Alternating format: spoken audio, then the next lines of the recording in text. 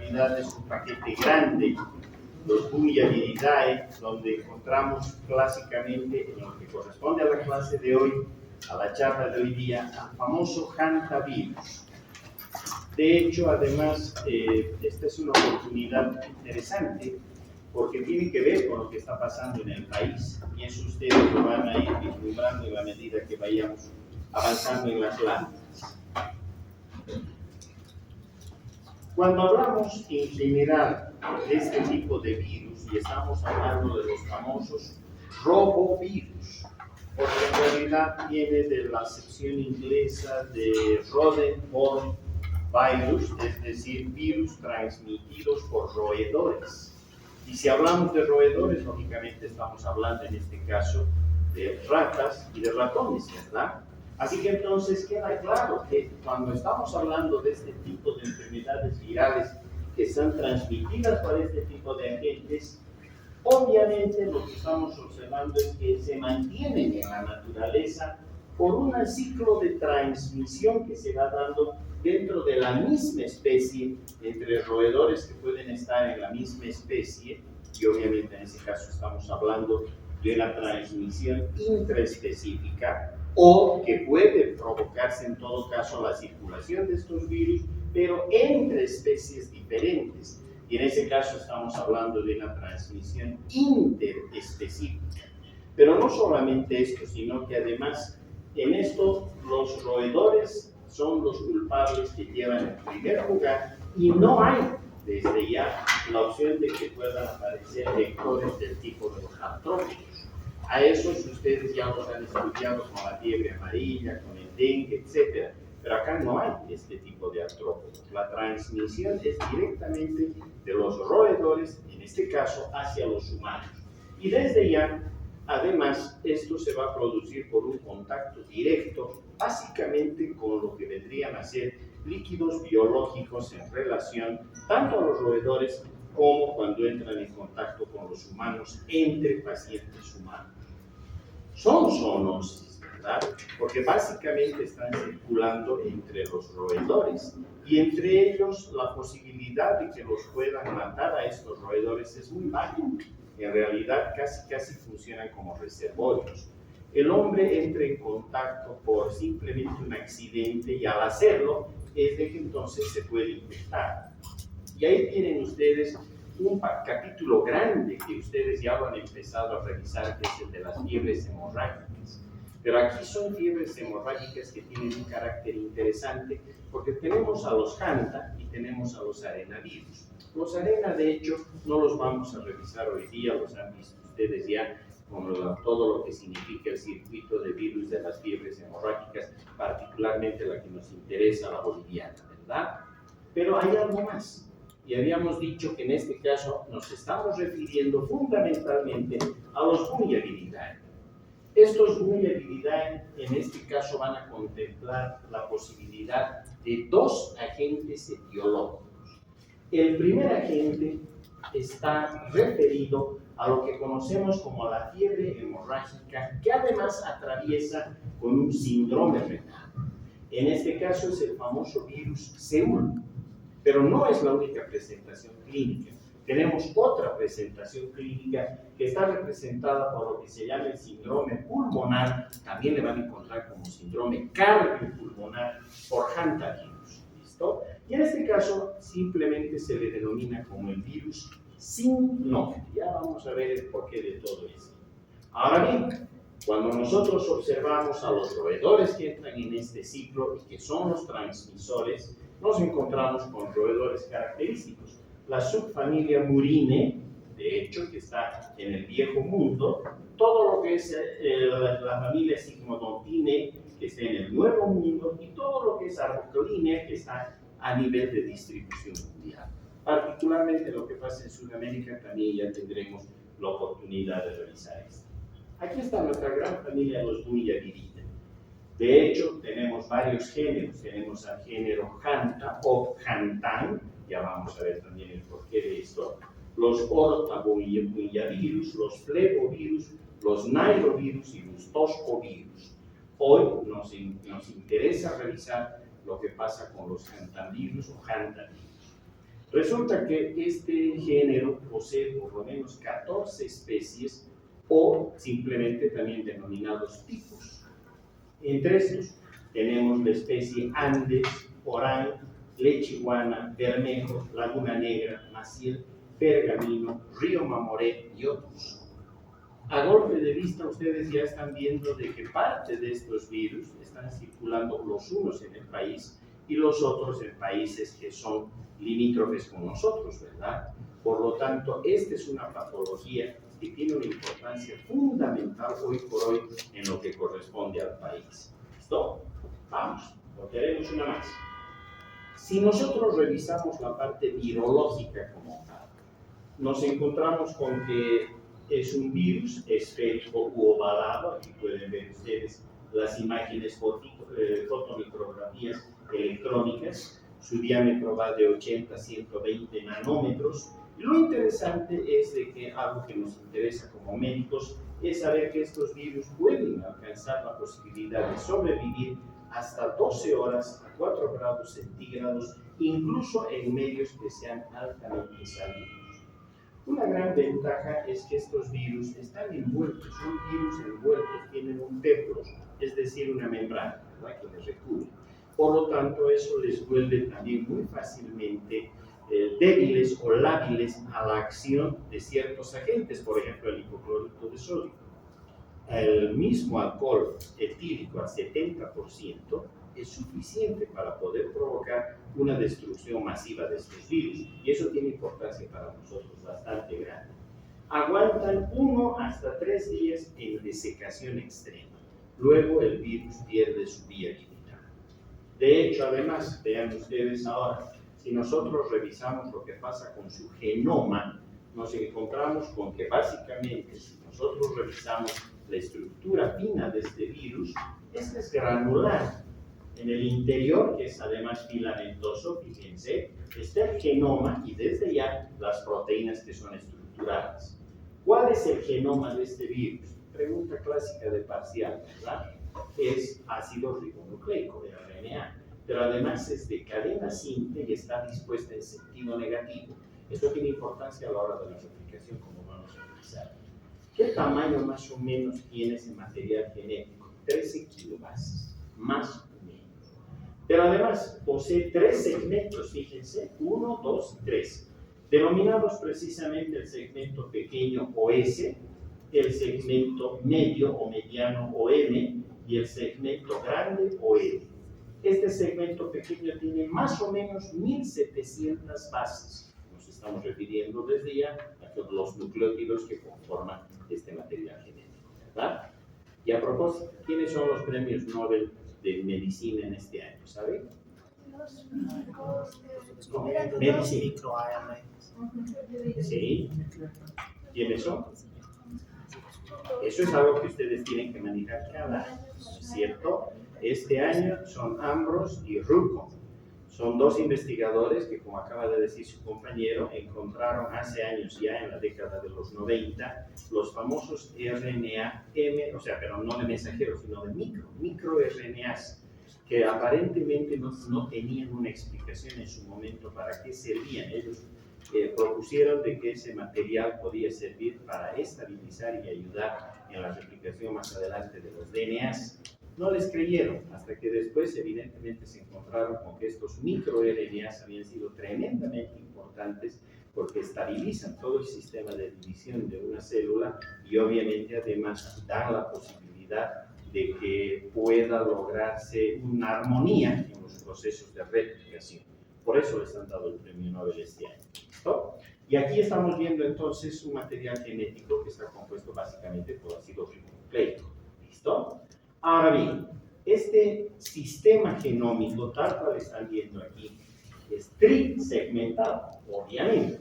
Y el segmento L, que es el que corresponde al segmento mayor, tiene la facultad de poder codificar o de poder lograr la posibilidad de contener las secuencias génicas que van a poder después expresar la RNA polimerasa DNA dependiente, más que DNA dependiente, dependiente del propio RNA.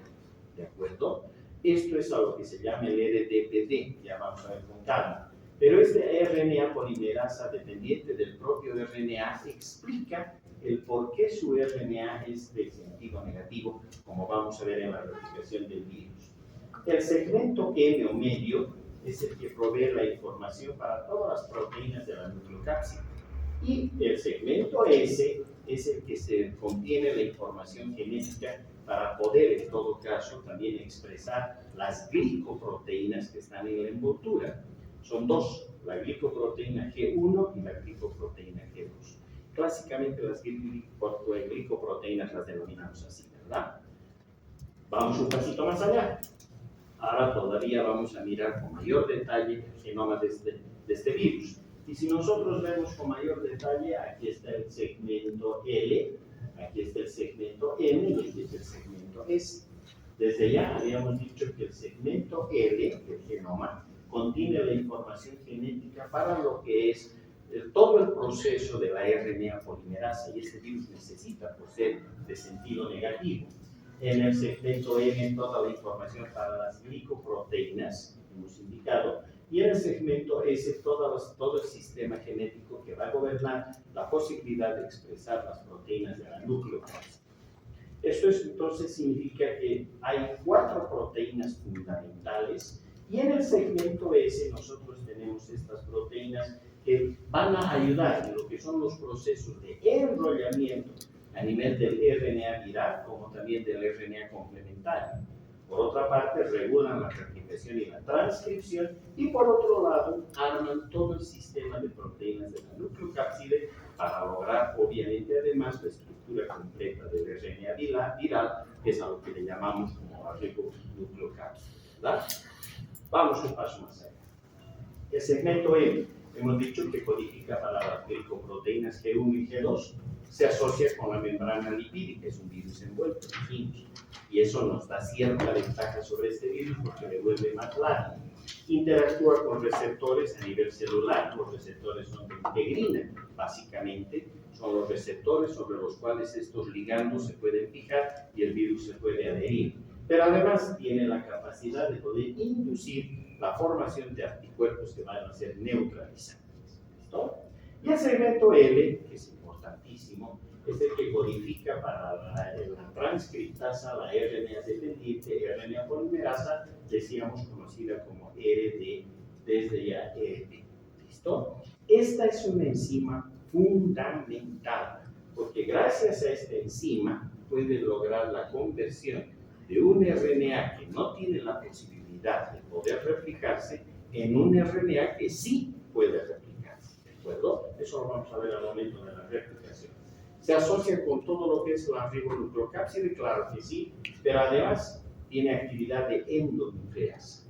Seguramente ustedes ya han revisado también en los capítulos de bioquímica que las endonucleasas son importantísimas, porque estas endonucleasas a nivel general tienen la capacidad de poder cortar o privar, en este caso, el RNA mensajero de la célula hospedadora. Actúan como verdaderas tijeras, las cortan y de esa manera pueden empezar a utilizar en el primer proceso de transcripción para ir desde el RNA del virus al RNA mensajero que necesita. Por otra parte, tienen actividad de replicasa, por lo tanto puede generar copias del propio genoma. Y finalmente de helicasa, porque logra esta enzima desenrollar lo que correspondería al RNA de este material una vez que se va a producir la transcripción, ¿verdad? Y si ustedes recuerdan, la transcripción siempre está sucediendo a partir de lo que es el RNA, para luego pasar más tarde a la traducción, ¿cierto? Perfecto. Volteamos una vez más y ahora sí, aquí está el proceso de replicación de este virus. Es un proceso muy interesante porque aquí están las partículas virales, se van a, en primer lugar, adherir a las células hospedadoras, y estas células pueden ser, como vamos a ver más adelante, las células que están localizadas, por ejemplo, en el aparato respiratorio o en el aparato renal, en fin, allí donde existan receptores de integrina, ¿recuerdan? Entonces ahí se pegan las partículas virales y una vez que se produce esto se va a dar un fenómeno de endocitosis. Con este fenómeno de endocitosis, como tiene membrana, lógicamente hay un reconocimiento de membrana y membrana, por lo tanto el virus queda internalizado. Si queda internalizado, este es el instante en el que ahora el RNA de este virus, a través de lo que significa el paso precisamente de su RNA polimerasa, va a convertir ese RNA en un RNA complementario, o que también se le llama antigenómico, ¿verdad? ¿Por qué? Porque este RNA va a ser complementario a los RNA mensajeros que el propio virus está en todo caso codificando. Y de esa manera entonces puede, a través de este paso a RNA mensajero, empezar a codificar todo el sistema de proteínas que lógicamente se va a dar en un proceso de traducción en lo que es el aparato reticular interno de Golgi en nuestras células. Esto le permite entonces al virus empezar a trabajar todo su sistema proteico sin mayor problema. Pero hay algo que es claro. Generalmente estos virus, los RNA, salvo algunas excepciones, saben que se replican a nivel del citoplasma, no en el, ¿verdad? Aquí la replicación se está dando en el citoplasma precisamente. Y desde ya, una vez de que el RNA complementario, que está funcionando en este caso como un complemento simplemente para el RNA viral, lógicamente va a poder, en base a esta información, empezar a transcribir y copiar, ahora sí, los RNAs, en este caso del virus, como si fuesen mensajeros, pero los va a pasar directamente al circuito de replicación. No va a pasar, obviamente, ya a producir proteínas por un proceso de traducción. Directamente se va a empezar a copiar en hebras monocatenarias de RNA, las cuales, lógicamente, van también hacia el sistema de Golgi, donde se van a integrar finalmente con las proteínas que se están traduciendo vía todo lo que es el sistema ribosomal. Estos ribosomas sabemos que también se están organizando en el sistema de Golgi, y es ahí donde las partículas virales empiezan a ensamblar. Una vez que se ensamblan, vean ustedes, atraviesan el citoplasma, pero ya lo hacen con un segmento de membrana que en todo caso reciben desde el propio aparato reticular interno de Golgi. Esto hace que cuando lleguen a la superficie, estas partículas virales abandonan la célula, pero no la abandonan solamente como partícula viral, sino que se llevan además parte de la membrana que corresponde en este caso al aparato reticular interno de Golgi. ¿Listo? Ese es el sistema por el cual estos virus se pueden replicar y lo hacen sin mayor inconveniente. Ahora bien, si nosotros vemos a los hantavirus, desde cuándo los venimos conociendo, en realidad en 1951 se hizo la primera descripción a partir de lo que se llamó la fiebre hemorrágica coreana.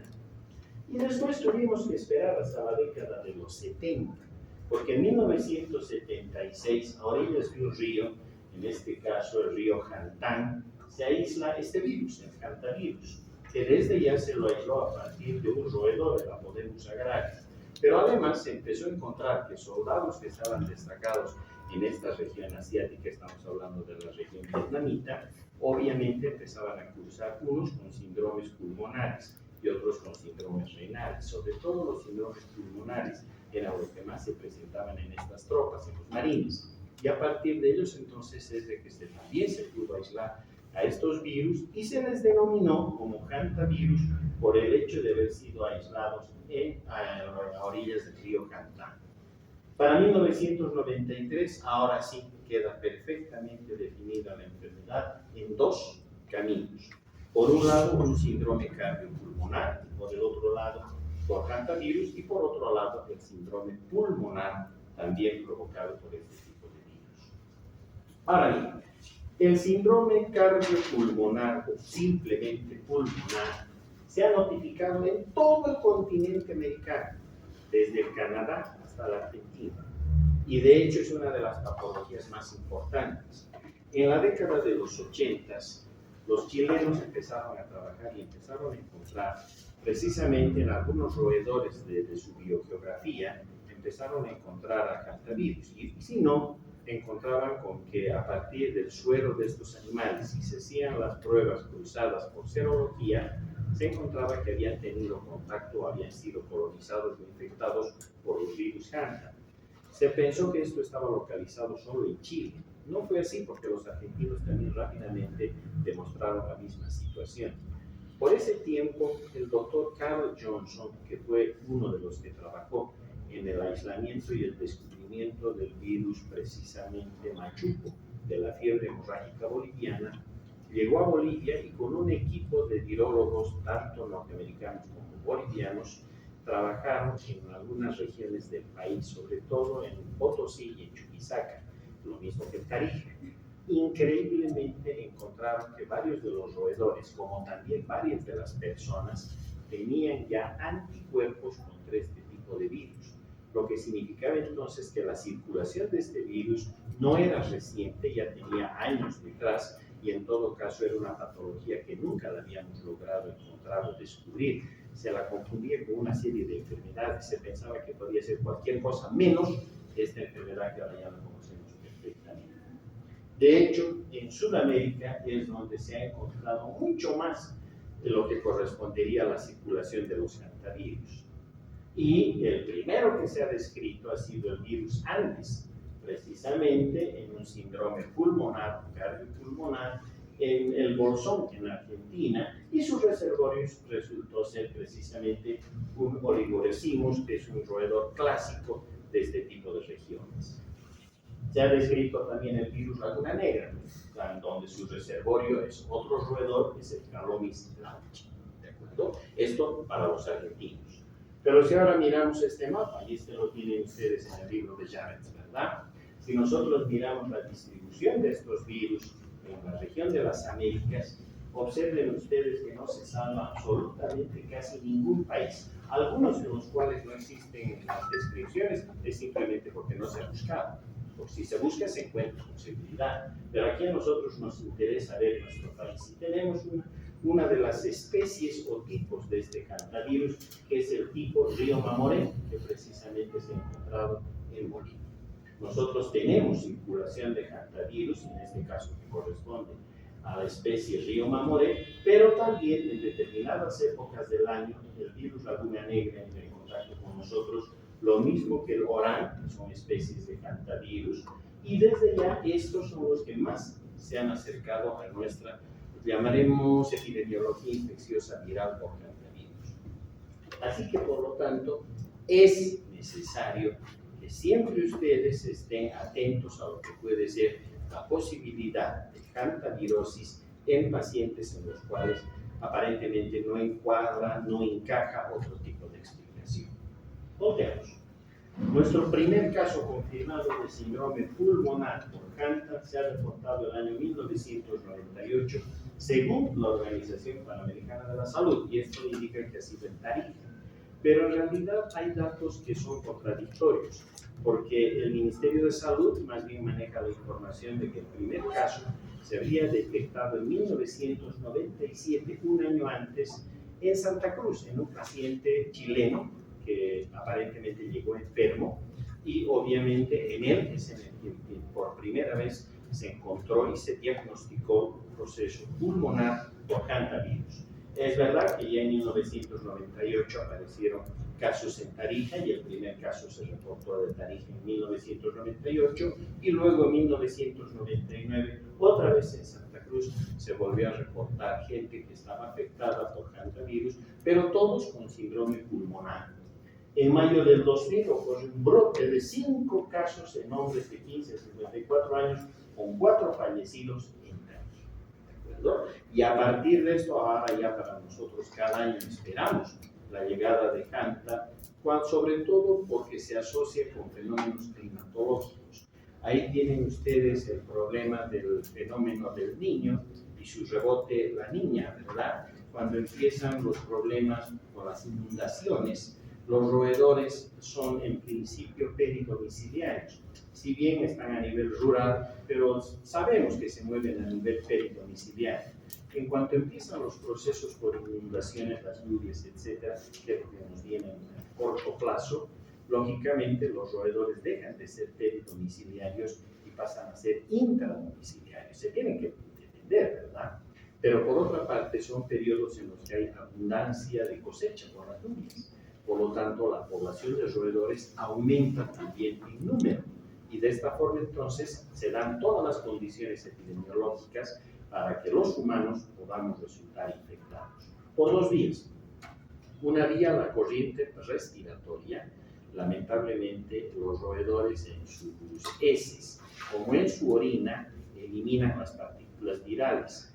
Y estas se desecan, han visto que hasta 1 o 2 semanas todavía tienen viabilidad de esas partículas virales. Por lo tanto, si lograron secarse, desecarse, y solamente han pasado 6, 7 días, y alguien viene y empieza a barrer con su escoba y lo hace de una manera, pero muy efusiva, va a levantar el polvo y ahí están las partículas virales. La gente aspira esas partículas virales y empieza el problema a nivel pulmonar. Si por otra parte los roedores han en todo caso orinado en lo que significan las aguas de consumo o los alimentos dentro de los domicilios, contaminan también por janta y en este caso ya no van a ser problema pulmonar, van a ser el problema renal, fiebre hemorrágica con síndrome renal. ¿De acuerdo? Entonces, esa es la forma en la que esto se va a producir y obviamente se va a diseminar de una manera más fácil. Nosotros tenemos circulación del virus de la especie Río Mamoré, sí. Nuestro reservorio más conocido es, como siempre, los que corresponden a Oligorhizomis, en nuestro caso es Microtis, tanto en Bolivia como en Perú. ¿Se ha producido el aislamiento de estos virus? Sí, evidentemente se los ha aislado. Los Laguna Negra también circulan entre Paraguay y Bolivia.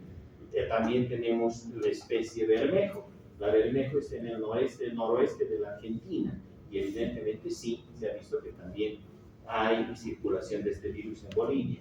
Y hemos dicho la especie Orán, que también está relacionada con el noroeste de la Argentina. Finalmente, Andes, que prácticamente es una especie muy común para Bolivia, Perú, Argentina, Paraguay, y que desde ya también está en Chile. ¿Listo?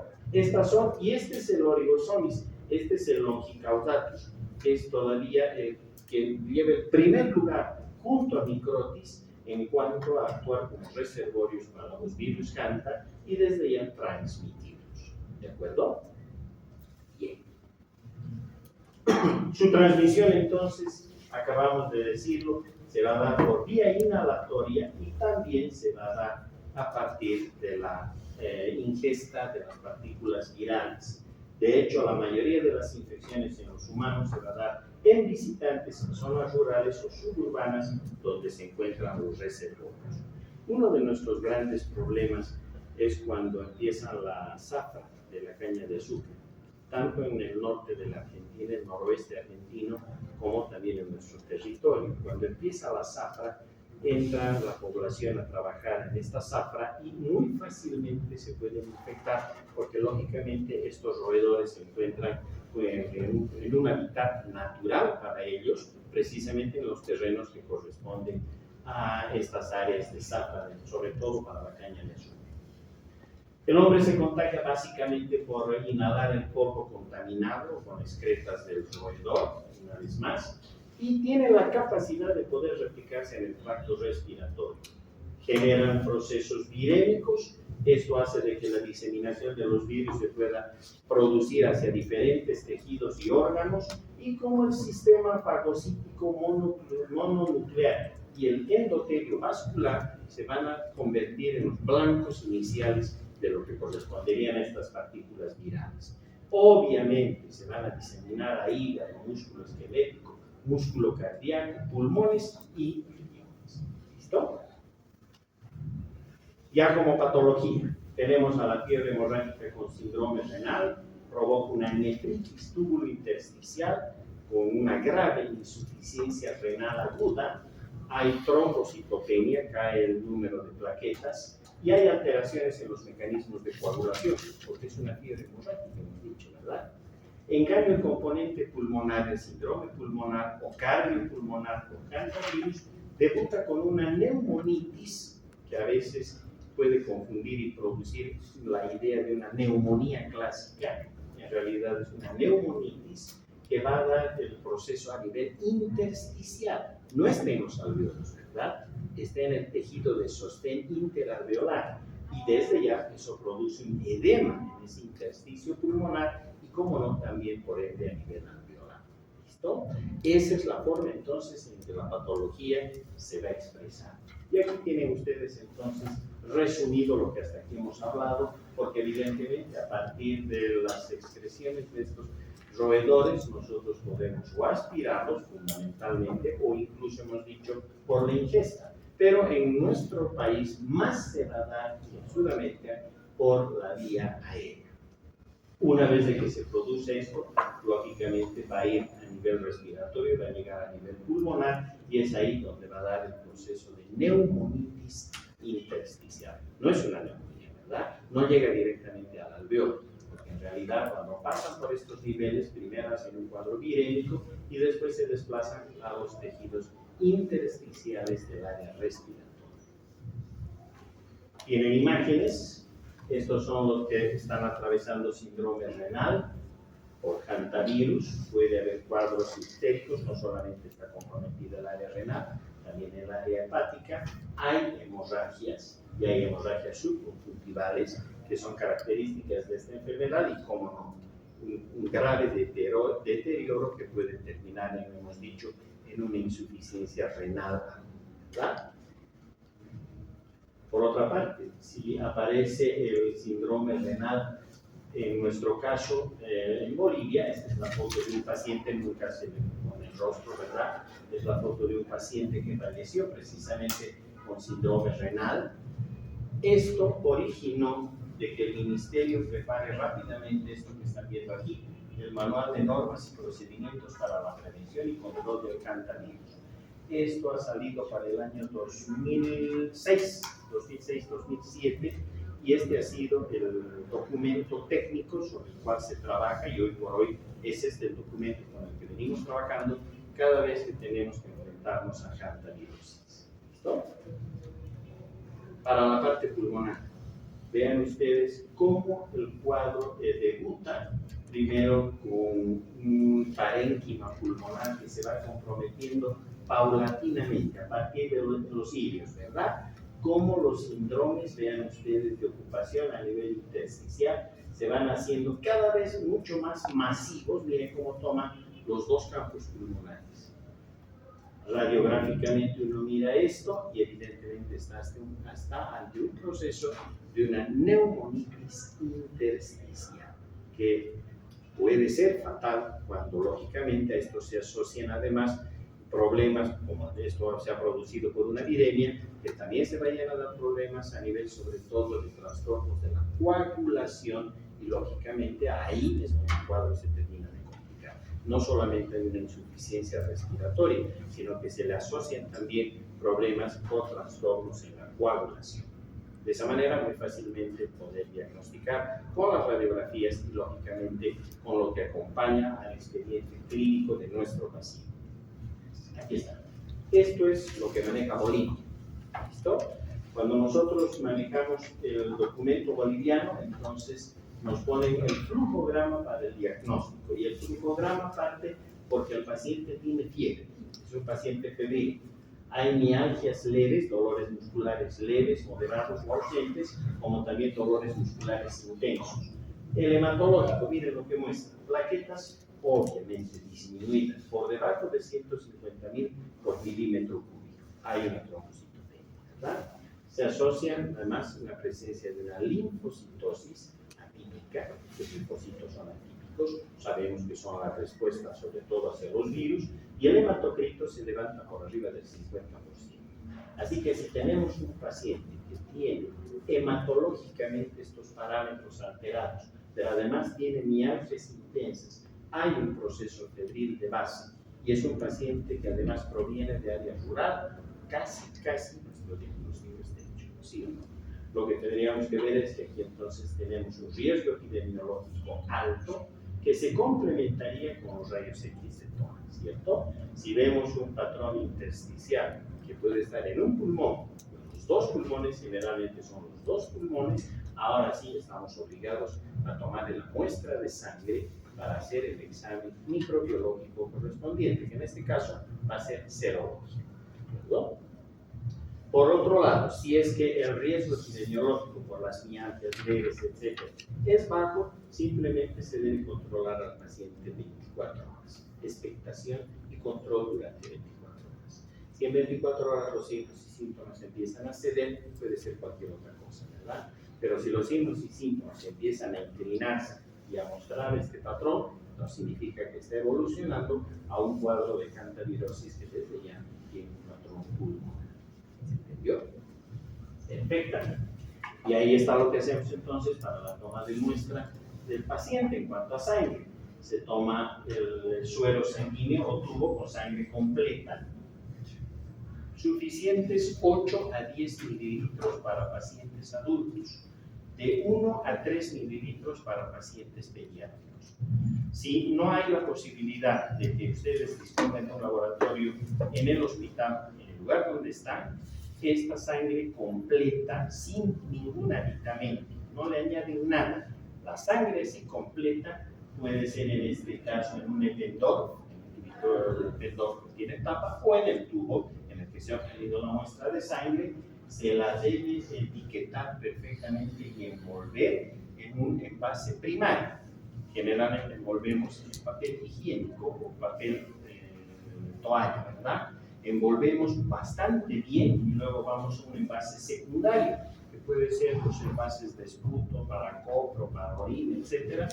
Ahí introducimos, cerramos bien y luego ponemos en un tercer envase, que generalmente es un envase de plástico forno. Ahí colocamos los datos del paciente con la ficha epidemiológica. Además, sellamos todo el envase, colocamos la etiqueta para dónde se va esto y entonces se tiene que ir hacia el primer laboratorio que ustedes puedan disponer. ¿Cuál es el laboratorio ideal para el diagnóstico de hantavirus? Es el laboratorio de serología de CENETROP, del Centro Nacional de Enfermedades Tropicales de Santa Cruz. Si ustedes mandan al laboratorio que está por encima de la red en la que están trabajando, o el sector donde están trabajando, o el municipio donde están trabajando, lo más probable es que ese laboratorio lo que va a hacer es separar el suero con la muestra que ustedes manden, y el suero lo va a mandar a CENETROP en Santa Cruz. ¿De acuerdo? CENETROP hace la serología completa y ahora está haciendo incluso la parte de biología molecular. Así que ese es un diagnóstico seguro, no hay de qué preocuparse. ¿Listo? Precisamente ahí está. Nuestros ensayos serológicos buscan IgG y la IgE. Generalmente la IgG es la que pervive, sabemos, mucho más que la IgM. La IgG nos da la memoria inmunológica, ¿verdad? La IgM es la primera que en todo caso va a aparecer y esta es la que sus títulos está por lo menos 4 veces más que esta y obviamente hacia lo que es el antígeno de hantavirus, el diagnóstico está hecho. ¿Listo? Se puede hacer por inmunofluorescencia, se puede hacer por ELISA, CENETROP hace los dos métodos. Obviamente la IgG la pueden buscar a partir del segundo o tercer día. Es lo que más se utiliza la captura de IgG. Y desde ya hemos dicho que también se puede hacer biología molecular. Se hace en todo caso una reacción en cadena de polimerasa para la retrotranscriptasa. No se olviden que este tiene su retrotranscriptasa, ¿verdad? Que le permite lograr el RNA complementario. Entonces, este es PCR para retrotranscriptasa, es la que practican también en CENETROP y obviamente si da la posibilidad, pues ya está el examen hecho y el diagnóstico completado. Hay otros exámenes, sí, pero no tenemos en Bolivia. La inmunohistoquímica, el Western blot, las neutralizaciones en placa y finalmente el aislamiento viral no se hace en Bolivia, porque para esto se darán cuenta que necesitamos laboratorios con un nivel de bioseguridad 4 y eso no existe ni un solo laboratorio que tenga el nivel de bioseguridad 4 en el país. Finalmente, en el tratamiento y la prevención, el tratamiento gira si es que estamos hablando de una fiebre hemorrágica que además está relacionada al síndrome renal, la ribavirina. Aquí está su modelo. La ribavirina es el antiviral al que se debe optar. Hay en Bolivia, se puede utilizar si es que hay un síndrome renal, obviamente asociado a esa fiebre hemorrágica. En todo caso, en síndromes pulmonares o cardiopulmonares, la ribavirina no ha demostrado ser precisamente muy efectiva. ¿Qué se hace en esos casos entonces? Simplemente medidas de soporte de de acuerdo a la sintomatología que presenten, ¿verdad? Si son pacientes que están atravesando por problema de fiebre hemorrágica con síndrome renal, la diálisis es lo mejor que podemos ofrecerle. Y si está con síndrome pulmonar, los líquidos para reponer volemia y obviamente cuidar y hasta donde se pueda controlar el edema pulmonar, que eso es lo que va a complicar al paciente, y estabilizarlo hemodinámicamente para que la trombocitopenia también se vaya corrigiendo. En prevención, ¿hay vacuna para el cáncer? Hay. Lamentablemente en el país no la tenemos y en el mundo la utilizan básicamente para los ejércitos, para las fuerzas armadas, no las utilizan básicamente en población civil. Y lo que sí se puede hacer, y que nosotros no lo estamos haciendo, esto se ha descuidado. Antes sí había el control por mastozoología, que es la especialidad que estudia los roedores, y teníamos excelentes mastozoólogos en Bolivia. Entre ellos, el último ha sido el doctor Cuenca, Humberto Cuenca. Él fue el último mastozólogo boliviano. Él tenía a su cargo la vigilancia de los roedores en la región oriental, así como en la región del Chaco, para poder ver qué pasaba con el Caloris callosus, el virus machuco, y para poder ver qué estaba pasando con todo el sistema de los hantavirus a partir de los otros roedores, ¿de acuerdo? Tristemente ya don Humberto ha fallecido y hoy por hoy no tenemos una vigilancia, por eso es que tenemos que estar mucho más atentos de lo que eventualmente pueda suceder. Y si bien parecería que los roedores siempre tienen la culpa, no se olviden que por otra parte también gracias a ellos tenemos equilibrios que son bien delicados, tampoco los podemos hacer desaparecer completamente, eso es imposible, pero sí el poder controlar las poblaciones de roedores. ¿De acuerdo? Bien, eso es todo, es lo más importante. Muchísimas gracias.